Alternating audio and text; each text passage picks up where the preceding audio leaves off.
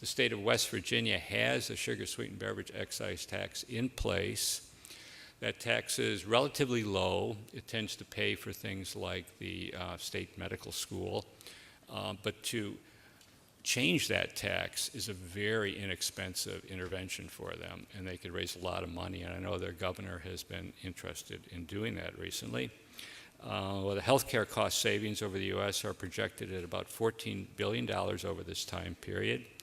And again, an interesting issue for a lot of states is that this does include state Medicaid dollars and dental Medicaid dollars, so states could actually save money in future health care costs at the state level with a sugary beverage excise tax.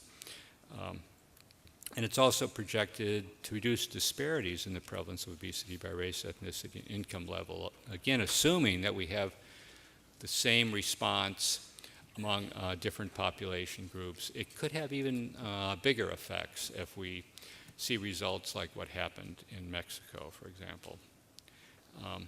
So a policy implication, I just think, is states and cities should look carefully at the potential for this tax to cost-effectively improve population health and improve health equity and raise funds for other preventive activities.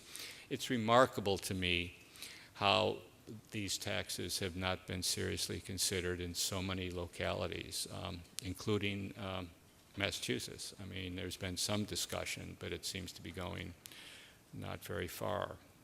It's a win-win-win, if you ask me. I also think it's important just to place it in context of what we can do in the future. I mean, we can't treat our way out of the obesity epidemic. Treatment makes a relatively small impact on obesity prevalence. It's too little, too late, and kind of expensive. We've modeled out a number of different interventions that way. It's important, though. You know, we have to have treatment, and there are some best value for money strategies. I mentioned one here, the STAR pediatric intervention for kids is one. But it's not going to get us out of the epidemic. We have to think of population-based interventions throughout the life course that will alter things, and a sugary beverage excise tax is certainly one of them. And I think it's also important to, very few interventions are cost savings like this. Particularly over a 10-year period. I mean, for example, we need to invest in early care and education for young kids. You're not going to get returns in the short run on these, but this is our future. If we want to make a difference in obesity in this country, we have to slow the rise at every single age.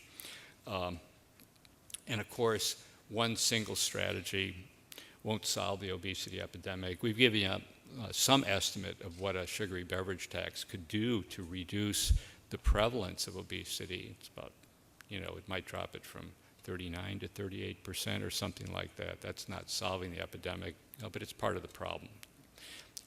And we have worked with a lot of city and state health departments over the last couple years in modeling out a wide range of different strategies in Hawaii, Alaska, Washington, Denver, San Antonio, Oklahoma, Mississippi, Minnesota, West Virginia, Philadelphia, and New Hampshire. We've looked at more than, I think, 23 different intervention strategies in early care and education settings, in school settings, and community settings, including sugary beverage taxes. And we are going to be doing more work with cities and states in the next few years. And so if folks are interested in that, check our Choices Project website, and feel free to contact us. And there, I did it in 30 minutes. Thank you.